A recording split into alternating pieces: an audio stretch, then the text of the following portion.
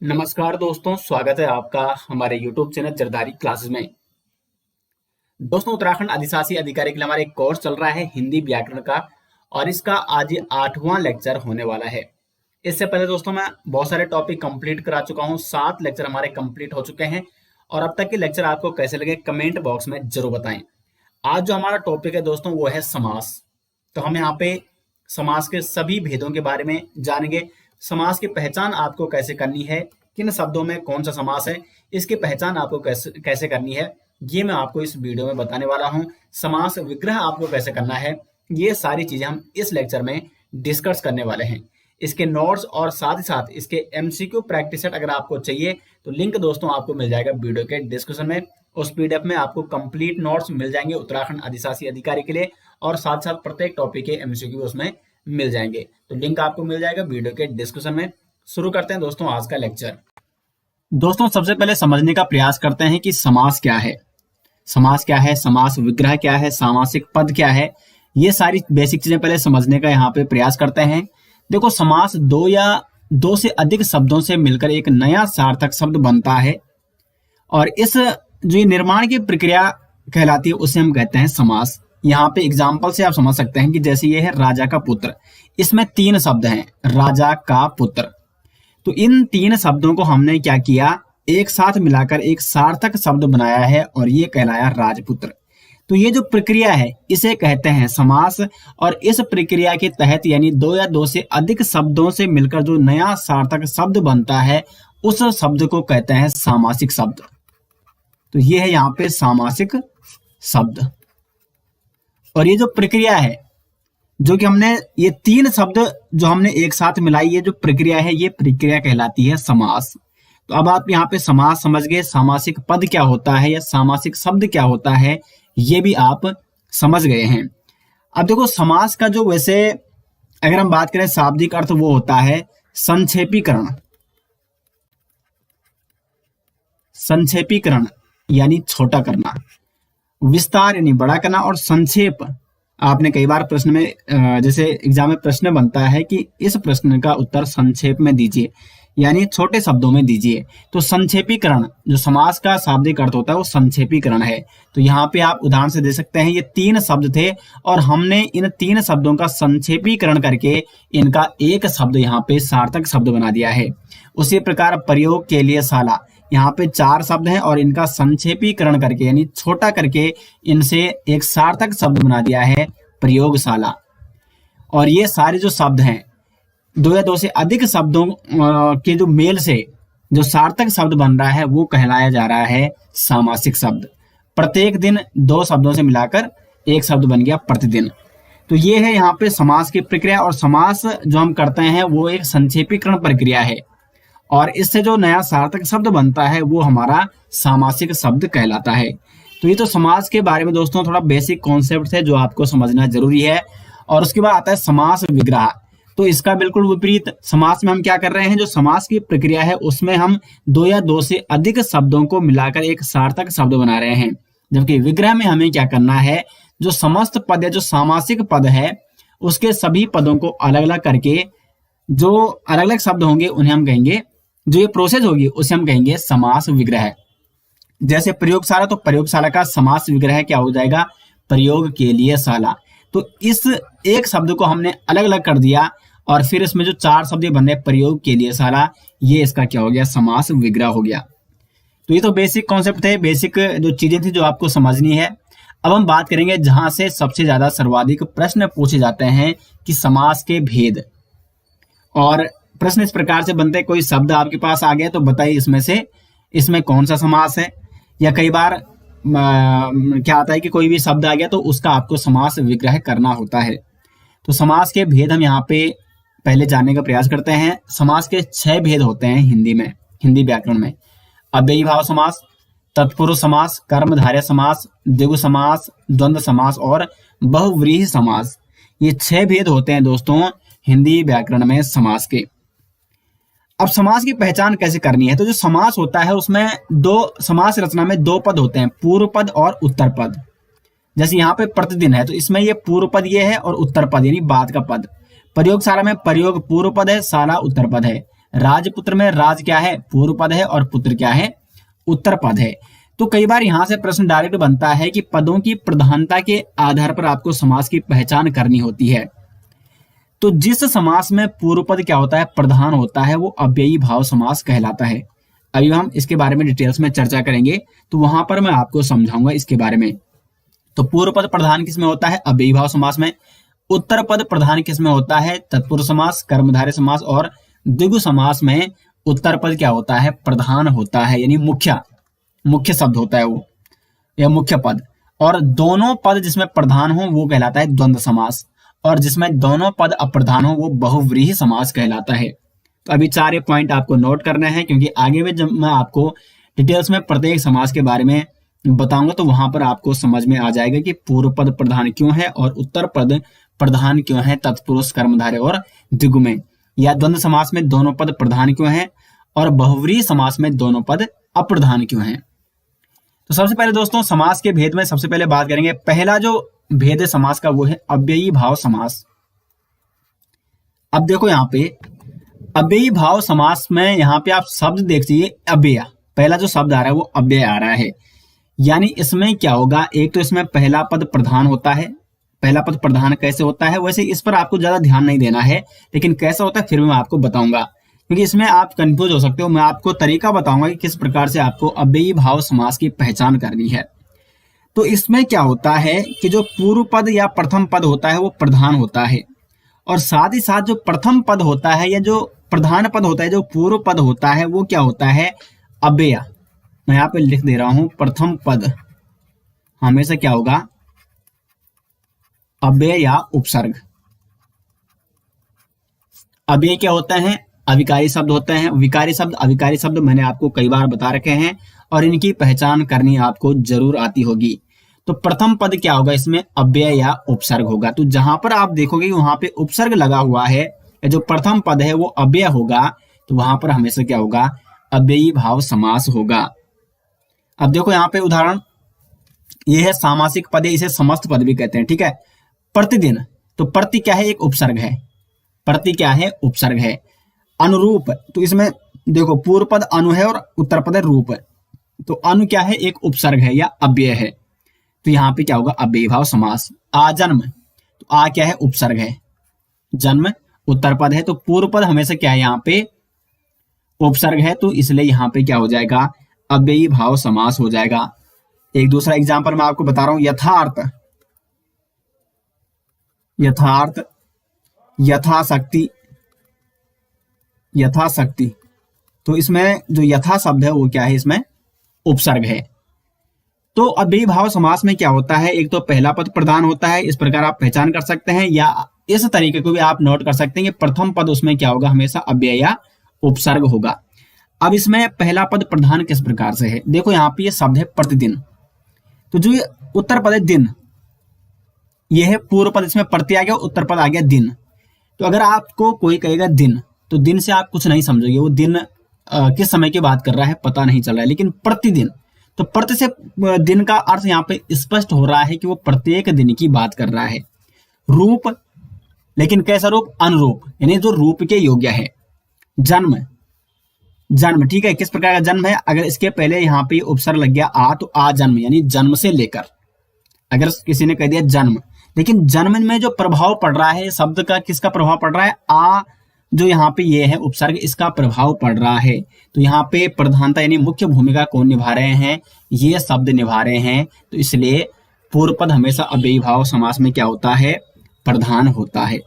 उम्मीद करते हैं कि अव्ययी भाव समास आप समझ गए होंगे, और इसमें प्रथम पद या जो पूर्व पद होता है ये क्या होता है, उपसर्ग और अव्यय होते हैं। अब आपको क्या करना है, अधिक से अधिक इन शब्दों की प्रैक्टिस करनी है, और इसके एमसीक्यू आपको हमारी ई बुक में मिल जाएंगे, तो ई बुक से भी आप एमसीक्यू प्रैक्टिस कर सकते हैं। जितने ज्यादा दोस्तों आप एमसीक्यू कवर करोगे उतनी ज्यादा आपको समझने में आसान लगेगा ये समास। बिल्कुल समास में कोई दिक्कत नहीं होगी आपको, अगर आप इस वीडियो लेक्चर के बाद कुछ प्रश्न अगर आप अपने आप हल करते हो, तो काफी अच्छी तरीके से मैं आपके यहाँ पे आपको समझाने का प्रयास कर रहा हूँ डिटेल्स में। उसके बाद जो दूसरा प्रकार है समास का वो है तत्पुरुष समास। अब देखो तत्पुरुष समास में क्या होता है, जिस समास में बाद अथवा उत्तर पद प्रधान होता है, तो उत्तर पद इसमें प्रधान होता है वो मैंने आपको ऊपर ही बता दिया है कि कौन कौन समास ऐसे हैं जिसमें उत्तर पद प्रधान होता है। तो तत्पुरुष, कर्मधारय और द्विगु। तो तत्पुरुष समास में भी उत्तर पद क्या होता है, प्रधान होता है, और दोनों पदों के बीच कारक चिन्ह का लोप हो जाता है। तो जहां पर आप देखोगे कि दोनों पदों के बीच कारक चिन्ह का लोप हो रहा है, तो वहां पर क्या होगा, तत्पुरुष समास होगा। देखो यहाँ पे गगन चुंबी, गगन को चूमने वाला, तो कर्ता ने कर्म को, यहाँ पे कर्म कारक आ रहा है, तो ये क्या हो जाएगा आपका कर्म तत्पुरुष समास हो जाएगा। तो यहाँ पे क्या हो जाता है, जैसे ये है ना विग्रह, अगर हमने कर दे, ये है ना ये है डिटेल्स में, ये विग्रह है गगन को चूमने वाला, तो यहाँ पे देखो कारक का विलोप हो जा रहा है, को का विलोप हो जा रहा है। तो गगन चुंबी, चूमने वाला यानी चुंबी, और गगन ये हो गया, लेकिन जो ये कारक की विभक्ति थी, जो कारक चिन्ह था, जो विभक्ति थी, ये यहाँ पे लोप हो जा रही है। तो जहां पर कारक चिन्ह का लोप हो जाता है वहां पर क्या होता है, तत्पुरुष समास हो जाता है। अब किस कारक की विभक्ति या किस कारक का चिन्ह वहां पे लोप हुआ है, तो जिस कारक का चिन्ह वहां पे लोप हुआ है वहां पर वही तत्पुरुष समास होगा। यानी जैसे यहाँ पे कर्म कारक का चिन्ह लोप हुआ है तो कर्म तत्पुरुष समास। यहाँ पे देखो शोकग्रस्त यानी शोक से ग्रस्त, तो से कारक विभक्ति आई, तो से किसमें होती है, कर्ता ने कर्म को करण से के द्वारा, तो करण से के द्वारा, तो करण, करण तत्पुरुष समास होगा। यहाँ पे पुरुषों में उत्तम, कर्ता ने कर्म को, यहाँ पे अधिकरण में, अधिकरण में पर, तो यहाँ पे क्या हो जाएगा, अधिकरण तत्पुरुष समास हो जाएगा। क्योंकि यहाँ पे जो पुरुषों में उत्तम, जो ये विलोप हो रहा है, पुरुषों में उत्तम, पुरुषोत्तम में का यहाँ पे विलोप हो रहा है, कारक चिन्ह का लोप हो रहा है, और किस कारक की विभक्ति लोप हो रही है, वो है अधिकरण कारक, तो यहाँ पे अधिकरण तत्पुरुष समास हो जाएगा। तो तत्पुरुष समास में उत्तर पद क्या होता है, प्रधान होता है, और दोनों पदों के बीच कारक चिन्ह का लोप हो जाता है। अब देखो तत्पुरुष समास के यहाँ पे 6 भेद होते हैं। देखो टोटल कारक कितने होते हैं, 8 कारक होते हैं। तो इसमें 2 कारक नहीं होते हैं, बाकी जो 6 कारक हैं तो वो सभी 6 कारक तत्पुरुष समास के अंतर्गत आते हैं। कर्म कारक, कर्म तत्पुरुष जिसको द्वितीय तत्पुरुष भी कहते हैं, करण तत्पुरुष, संप्रदान, अपादान, संबंध, अधिकरण। ठीक है, तो संबोधन नहीं आता, एक तो संबोधन नहीं आता है और एक नहीं आता है कर्ता कारक। तो कर्ता कारक और संबोधन कारक के अलावा जितने भी कारक हैं उतने प्रकार के यहाँ पे क्या है, तत्पुरुष समास है। तो कर्म तत्पुरुष समास में अगर हम देखेंगे, इसको द्वितीय तत्पुरुष समास कहते हैं। इस समास में कर्म कारक की जो विभक्ति है को का लोप हो जाता है। रथ चालक यानी रथ को चलाने वाला, तो देखो को का यहाँ पे लोप हो गया है, तो रथ चलाने वाला यानी चालक, तो रथ चालक ये आ गया आपका सामासिक शब्द। जब आप समास विग्रह करोगे इसका तो फिर आपको वहां पे कारक की विभक्ति वहां पे जोड़नी होगी, रथ को चलाने वाला। गगन चुंबी, गगन को चूमने वाला, तो कर्म कारक की विभक्ति है ना को, मैंने कारक आपको पढ़ा रखे हैं। कर्ता ने कर्म को करण से के द्वारा, संप्रदान के लिए अपादान से अलग होने में, संबंध काके की। अगर आप कारक की वीडियो देखना चाहते हैं तो काफी डिटेल्स मैंने बता रखी है, आप यूट्यूब पे सर्च कीजिए कारक बाय जरधारी क्लासेज, तो वहां पर मैंने प्रत्येक कारक के बारे में डिटेल्स में दोस्तों उदाहरण के माध्यम से आपको समझाने का प्रयास किया है, तो उसको आप जरूर देखें, तब आपको यहाँ पे और अच्छे से समझ में आ जाएगा। तो करण तत्पुरुष दूसरा है, जो इसको तृतीय तत्पुरुष भी कहते हैं। तो इस समास में करण कारक की विभक्ति का लोप हो जाता है, जो से और के द्वारा, ये विभक्ति किसकी है, करण कारक की है। मन चाहा यानी मन से चाहा, तो से की यहाँ पर क्या हो गया, लोप हो गया, तो मन से चाहा यानी मन चाहा। और मन चाहा जो समास ये बना है, तो किस समास की प्रक्रिया के माध्यम से बना है, करण तत्पुरुष समास के द्वारा। शोकग्रस्त, शोक से ग्रस्त। कालिदास चरित, कालिदास द्वारा चरित, तो देखो द्वारा जो विभक्ति है वो किसकी है, करण तत्पुरुष की। उसी प्रकार संप्रदान, तो संप्रदान की जो विभक्ति होती है वो के लिए होती है। तो प्रयोगशाला, प्रयोग के लिए शाला, तो के लिए यहाँ पे लोप हो जा रहा है, तो फिर प्रयोगशाला बना है ये शब्द, ये सामासिक शब्द। तो प्रयोगशाला जो सामासिक शब्द है वो किस समास के माध्यम से बना है, संप्रदान तत्पुरुष समास के माध्यम से। देशभक्ति, देश के लिए भक्ति, तो के लिए ये विभक्ति आ रही है, तो इसमें तत्पुरुष कारक है। और कौन सा तत्पुरुष और समास इसमें तो वो है संप्रदान तत्पुरुष समास, क्योंकि संप्रदान कारक की विभक्ति का यहाँ पे लोप हो रहा है। चौथा है अपादान। अपादान में हमेशा क्या होगा, अलगाव होता है, और यहाँ पे जो विभक्ति चिन्ह होता है वो होता है से। तो ऋण मुक्त, ऋण से मुक्त, ऋण से मुक्त, ऋण से मुक्त हो गया, यानी ऋण से उसका अलगाव हो गया है, तो इसलिए यहाँ पे अपादान तत्पुरुष समास आएगा। जलहीन, जल से हीन, यानी जल से वो मुक्त हो चुका है, जल से उसका अलगाव हो चुका है, तो जल से हीन यहाँ पे भी क्या आ जाएगा, अपादान तत्पुरुष समास आ जाएगा।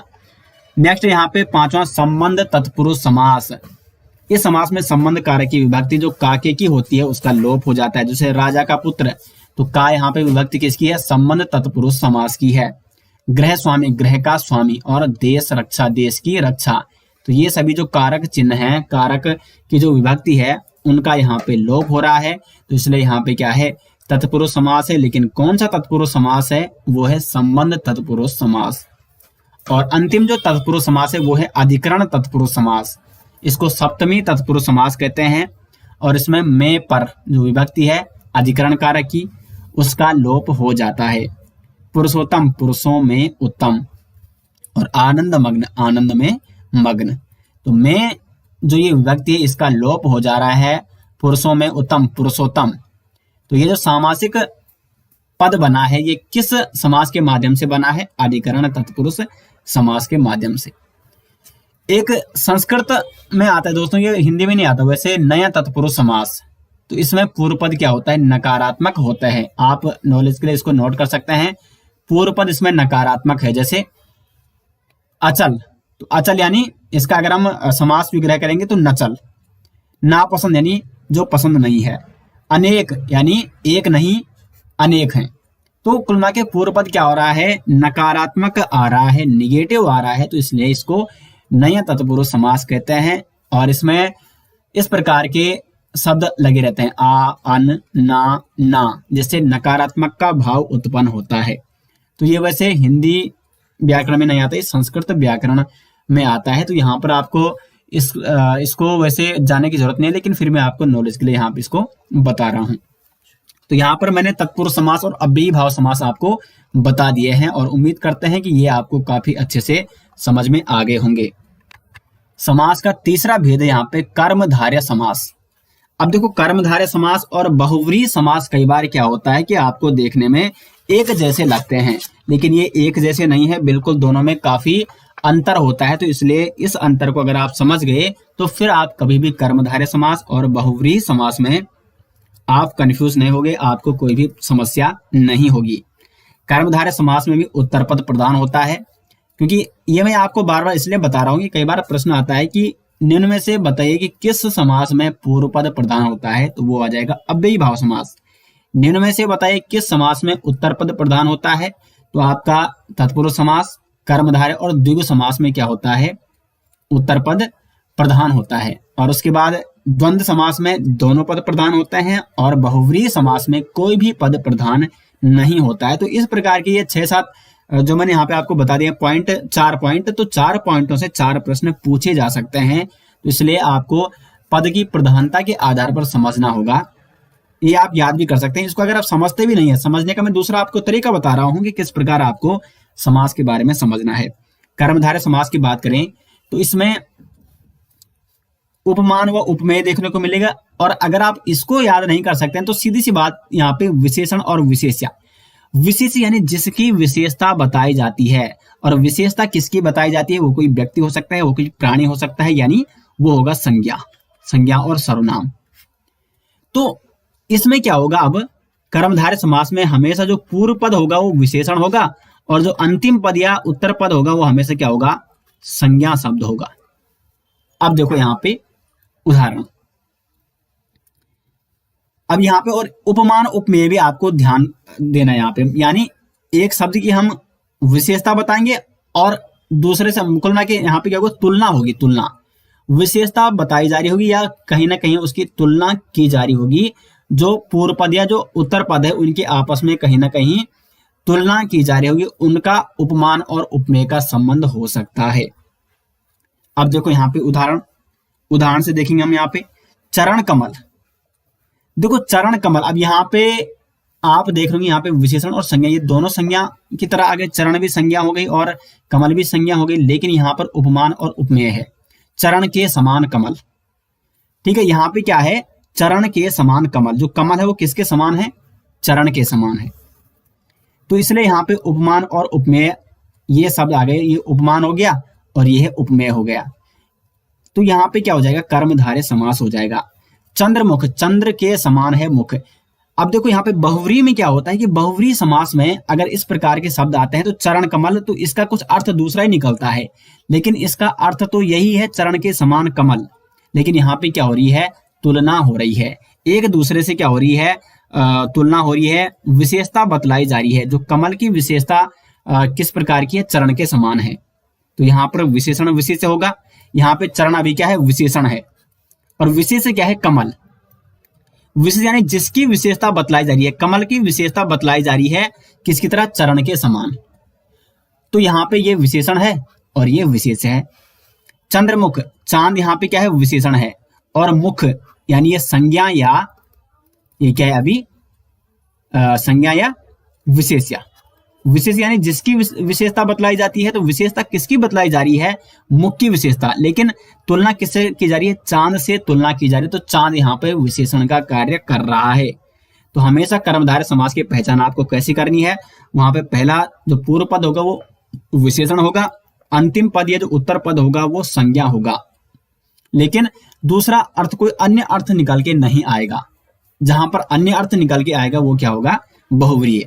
जैसे चतुर्भुज, चतुर्भुज या चक्रपाणी, चक्रपाणी, तो चक्र को धारण करने वाला यानी विष्णु। तो यहां पे चक्रपाणी, इसका अगर हम विग्रह करेंगे, चक्र को धारण करने वाला, लेकिन इसका जो नया अर्थ निकला वो है विष्णु। तो बहुव्रीहि समास में एक नया शब्द निकल के आ रहा है, जबकि कर्मधारय समास में ये नहीं हो रहा है। और इसमें क्या हो रहा है, पहला शब्द विशेषण और दूसरा विशेष या संज्ञा है, या उपमान और उपमेय। लाल मणि, लाल है जो मणि, तो देखो विशेषण, पहला शब्द ये विशेषण है लाल, विशेषण लाल है, और मणि क्या है, विशेष यानी जिसकी विशेषता बतलाई जा रही है, या मणि क्या है, संज्ञा। विशेषता हमेशा संज्ञा और सर्वनाम शब्दों की बतलाई जाती है। एक और उदाहरण, महात्मा, महान है जो आत्मा, महाकवि, महान है जो कवि। तो इस प्रकार से दोस्तों कर्मधारय समास आप यहाँ पे समझ गए होंगे। अब यहाँ पे कर्मधारय और बहुव्रीहि में आप कभी भी आपको समस्या नहीं होगी, कभी भी आप कंफ्यूज नहीं हो सकते हैं। और मैं आपको बता रहा हूँ, जितनी ज्यादा आप एमसीक्यू की प्रैक्टिस करोगे उतना आपके लिए फायदेमंद होगा। उसके बाद द्विगु समास, तो द्विगु समास में अब देखो यहाँ पे क्या है, विशेषण था, लेकिन यहाँ पे कभी भी आप संख्यावाचक विशेषण नहीं देखोगे। संख्यावाचक विशेषण के प्रकार आप जानते होंगे, तो सभी प्रकार के विशेषण आएंगे अगर, तो वो कर्मधारय समास में आएंगे केवल संख्यावाचक के अलावा। और जहां पर पहला शब्द संख्यावाचक विशेषण होगा, पूर्व पद क्या होगा, संख्यावाचक विशेषण होगा, वहां पर हमेशा क्या होगा, द्विगु समास होगा। यानी पहला पद यहाँ पे हमेशा क्या होगा, संख्या को इंगित करेगा, जो पूर्व पद होगा इंगित करेगा। तो द्विगु समास की ट्रिक क्या है कि पहला जो पूर्व पद होगा वो संख्या को इंगित करेगा। त्रिलोक, त्रिसे यानी 3 लोक, चौराहा यानी 4, जो चो है इसका मतलब 4, और राहा यानी रास्ता।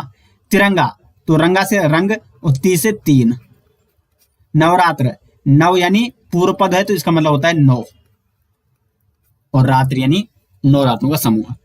तो देखो पहला जो पूर्व पद था, 30 में पूर्व पद था, 24 में पूर्व पद है, 30 में पूर्व पद है, 9 इसमें पूर्व पद है, और सभी पद जो सभी ये शब्द हैं वो किसकी ओर इशारा कर रहे हैं, एक संख्या की ओर इशारा कर रहे हैं। तो जब भी पूर्व पद क्या होता है, संख्यावाचक विशेषण होता है, तो वहां पर सदैव सदैव क्या होता है, द्विगु समास होता है। द्विगु समास के कुछ अन्य उदाहरण जैसे शताब्दी, शताब्दी यानी 7 वर्षों का समूह, 7 सालों का समूह या इसको क्या कहते हैं, इसको 7 वर्षों का समूह, 7 वर्षों का समूह। तो 7 यानी 100, तो यहाँ पे 100 आ रहा है, तो यानी ये भी क्या है, द्विगु समास है। दोपहर, 2 पहरों का समाहार, दोपहर या 2 पहरों का समाहार, तो 2 इसमें आ रहा है ना, ये पूर्व पद, तो यहाँ पे भी क्या होगा, द्विगु समास होगा। तो द्विगु समास की पहचान क्या है कि इसमें पूर्व पद और उत्तर पद, वो मैं आपको पहले ही बता चुका हूं। देखो शुरुआत में मैंने ही कहा था कि पूर्व पद और उत्तर पद, ये लिखे हैं यहाँ पे, पूर्व पद और उत्तर पद से समास का निर्माण होता है। तो राजपुत्र, राज यहाँ पे पूर्व पद है और पुत्र यहाँ पे उत्तर पद है। प्रयोगशाला, प्रयोग यहाँ पे पूर्व पद है, शाला यहाँ पे क्या है, उत्तर पद है। तो पूर्व पद इसमें हमेशा क्या होगा, द्विगु समास में संख्यावाचक विशेषण होगा। उसके बाद है द्वंद्व, द्वंद्व हो रहा है। अब देखो द्वंद्व समास में क्या होता है कि इन समास में समस्त पदों में दोनों पद प्रधान होते हैं, क्योंकि दोनों पदों की जो दोनों पदों एक मुख्य का काम करते हैं, दोनों पद इसमें क्या होते हैं, मुख्य होते हैं, तो इसलिए द्वंद्व समास में दोनों पद प्रधान होते हैं। और विग्रह करने पर और अथवा या एवं आता है, दोनों पदों के बीच योजक चिन्ह होता है। लेकिन कई बार क्या होता है कि दोनों पदों के बीच योजक चिन्ह नहीं दिया जाता है। और इसमें एक अगर मैं आपको ट्रिक बताऊं, तो इसमें अधिकांश क्या होते हैं, जो ये द्वंद्व समास में जो 2 पद होते हैं, 2 शब्द होते हैं, वो एक दूसरे के क्या होते हैं, विलोम होते हैं या विलोम के जैसे होते हैं, विलोम जैसे। अब देखो, तो द्वंद्व समास में क्या होगा, विलोम, विलोम यानी विपरीत होंगे, और जब भी विपरीत होंगे तो उनमें आपस में द्वंद्व होगा। ठीक है, तो द्वंद्व से आप ये तरीका नोट कर सकते हैं कि विलोम यानी विपरीत, और जब विपरीत मिलेंगे, किसी के कैरेक्टर अगर विपरीत होते हैं तो उनमें आपस में क्या होता है, द्वंद्व होता है। तो द्वंद्व समास में विलोम, आपको यहाँ पे विलोम से आप इसको समझ सकते हैं। देखो नदी नाले, बीच में क्या आ गया, योजक चिन्ह ये आ गया, नदी और नाले, इसका समास विग्रह, विग्रह करने पर और या और एवं आता है। ठीक है, माता पिता एक दूसरे क्या है, विलोम है, माता और पिता। पति पत्नी एक दूसरे क्या है, विलोम है, पति और पत्नी। ठंडा गरम, ठंडा या गरम एक दूसरे क्या है, देखो पूर्व पद और जो अंतिम पद है एक दूसरे के विलोम है, पूर्व पद और अंतिम पद एक दूसरे के विलोम है, पूर्व पद और अंतिम पद एक दूसरे का विलोम है। तो ये इस प्रकार से आप नोट कर सकते हैं। द्वंद्व समास आप समझ गए होंगे। उसके बाद अंतिम समास यहाँ पे बहुव्रीहि समास। इस समास में कोई भी पद प्रधान नहीं होता है। कोई भी पद प्रधान क्यों नहीं होता है, क्योंकि इस समास में जो इसका अर्थ निकलता है वो अर्थ किसी तीसरे पद की ओर संकेत करता है, तीसरे शब्द की ओर संकेत करता है। तो जब उसका अर्थ ही तीसरा है तो फिर वो जो दोनों पद होंगे, जो समास में 2 पद होंगे, उनका कोई भी विशेष अर्थ नहीं होता, क्योंकि कोई तीसरा ही अर्थ निकल रहा है। तो इसलिए उन दोनों पदों की प्रधानता नहीं होती है। तो इसमें कोई भी पद प्रधान नहीं होता है, बल्कि कोई अन्य पद प्रधान होता है। वह 2 पद मिलकर तीसरे पद को संकेत करते हैं। तो इसमें क्या होता है, तीसरे पद की ओर संकेत किया जाता है। जैसे लंबोदर, लंबा है उदर जिसका, यानी गणेश।